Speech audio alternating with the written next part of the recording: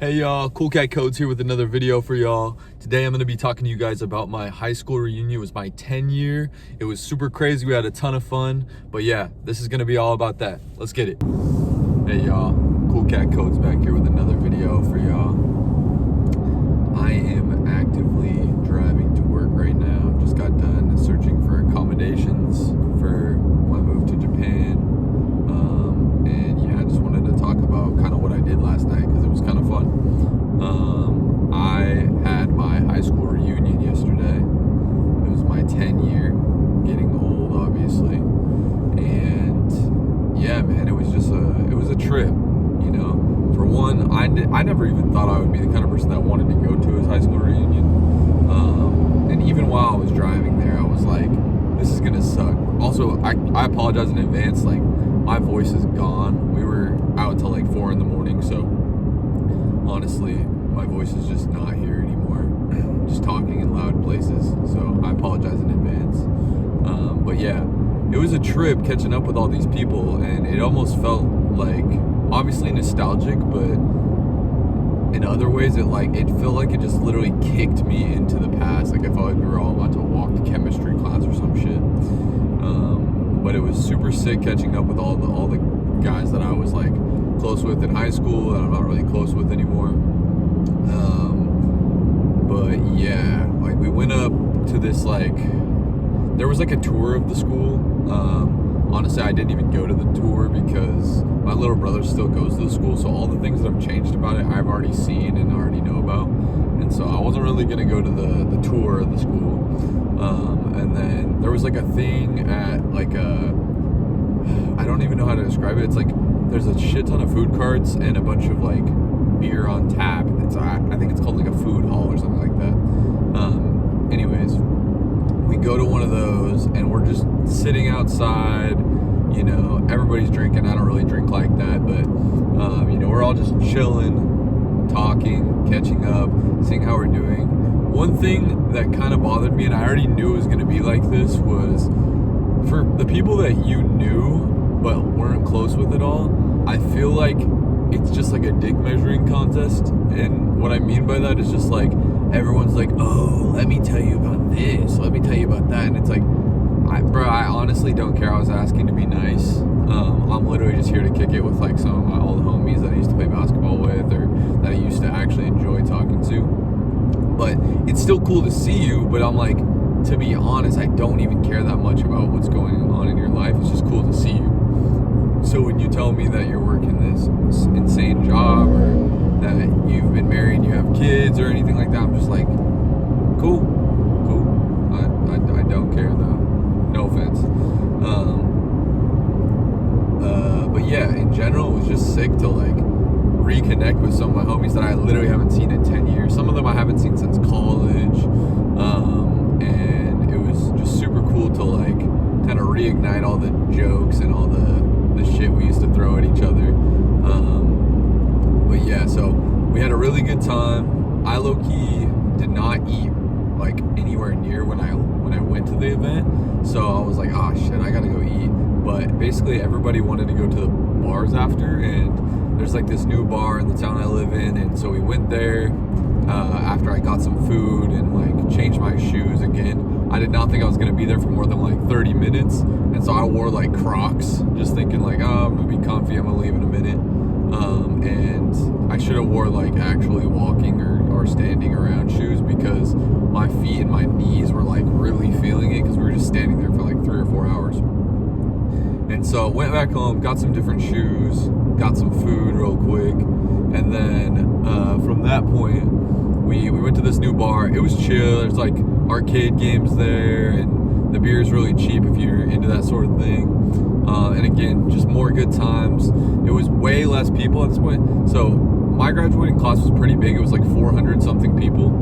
And the interesting thing is like I expected like 30 or 40 people to show up to this reunion. There was like 150 people there, which is like a lot when you consider, you know, how many people move away, how many people just didn't even know about it. I found out about this thing 2 weeks ago and I came, so it's like there's definitely people that just didn't even know about it.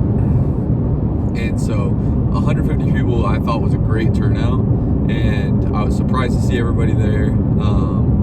And so yeah, so we went to the bars, and basically it was significantly less people. I would say like at the bar we went to, we planned to go to 2 separate bars. At the bar we went to, I would say there was like 25, 30 people out of those 150. And then we went to this other bar to do some karaoke.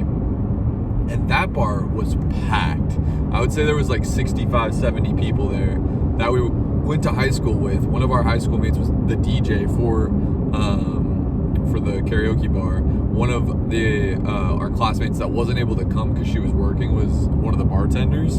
And so it was just like, we just all had a blast. We sang karaoke, you know, we tore shit up, you know, talked shit, you know, just all the fun shit. All my friends got drunk as fuck. They were trying to go to the strip club and shit. I was like, hell no, bro, I ain't trying to pay for pussy or nothing. But it was just such a fun night.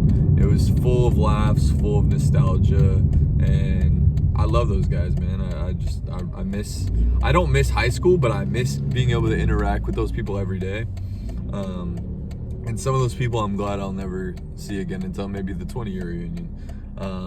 But it put a lot of things in perspective for me because, one, you know, you're hearing some elevator pitch from a bunch of random people about how their life's going, and they're kind of expecting the same thing as you. And I found it really hard to just get like the real story from people, you know, and it just shed light to me that like there's so few real people out there, and there's so few people that are like just gonna show you who they are, or like be genuinely themselves and try to like present themselves in a genuine way. And so I was trying to break through all that. Like I really don't like small talk, and so I was just trying to, you know, be myself and actually tell them exactly how I was feeling, what I was doing, what I was planning. And yeah, I mean, of course a lot of people thought that was interesting. I don't really care either way, but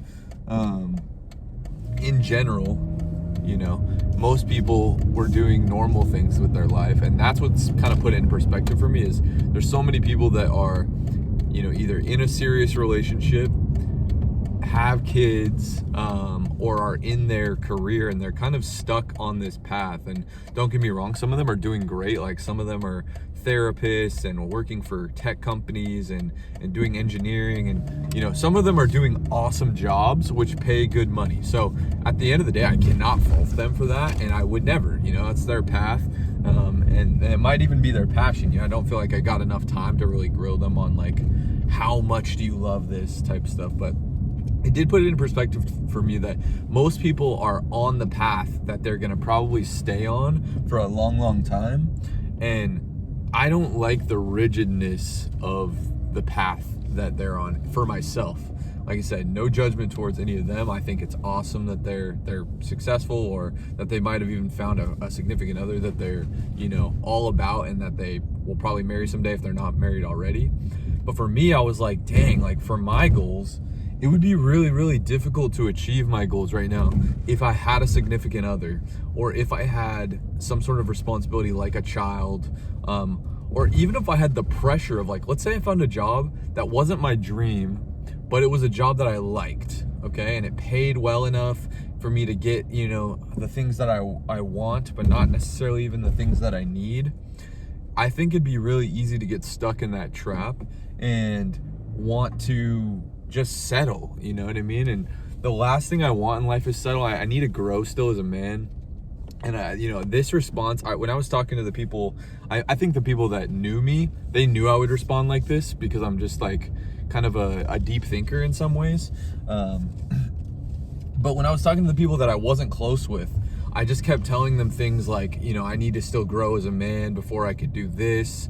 I'm doing this so that I can grow as a man. I'm doing this because I'm trying to stretch my mind a little bit, or I'm trying to do hard shit every day. And they were just like, they just didn't get it, you know what I mean? Like at the end of the day, they weren't really aware of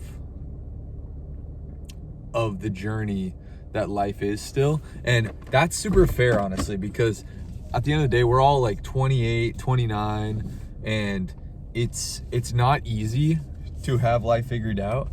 And I by no means have life figured out, but I do have it figured out in a way that's, you know, if you test yourself and you're trying to constantly try new things and learn new things, then you're going to improve. And so I've at least figured out how to self-improve, and I know what I'm aiming at. Not very many people I talked to knew exactly what they wanted.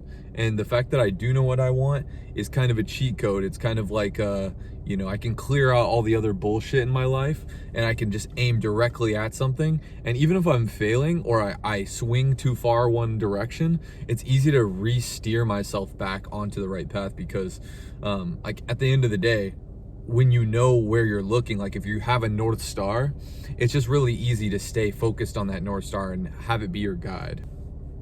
Yeah, it was definitely a trip seeing all those people.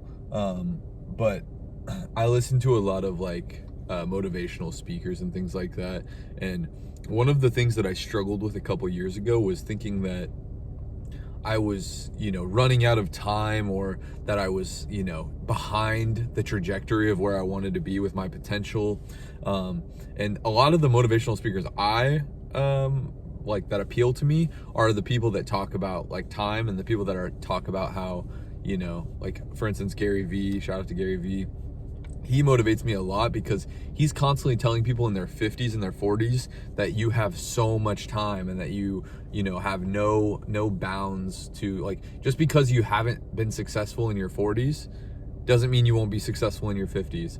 And so when I was 26, 25, it was really easy for me to get down on myself because I thought I was going to be balling at 25, okay? And so because I wasn't balling at 25, that doesn't mean that I'm not going to be balling when I'm 35.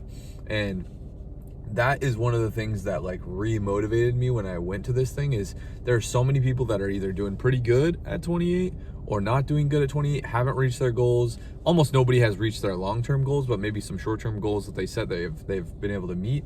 And it's really encouraging for me now that I was able to go to this and I didn't compare myself to anybody, man. Like, all I know is I'm on my journey and I'm fucking locked in my lane. I'm just very, very focused on my structure and how I can pivot or how I can establish myself in my lane and just stay really locked in. And I'm not worried about time. Like, don't get me wrong, it got me excited to think about, like, when I was 18, I was like, oh, I wonder what I'll be like when I'm 28.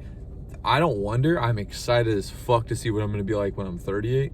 I'm excited to see what some of my buddies are like when they're 38 too, because it's always just cool to see how people change. But in general, it just got me excited about like what the next 10 years have in store, because when I was 18, I had nothing figured out. And not to say that I have some master plan or that I'm some genius or some god. That's not what I'm saying. It's just, it's really encouraging that I have this plan and I have a lot of structure in my life and I have a lot of like kind of boundaries in my life that set me up, I think, for reaching the goals that I have.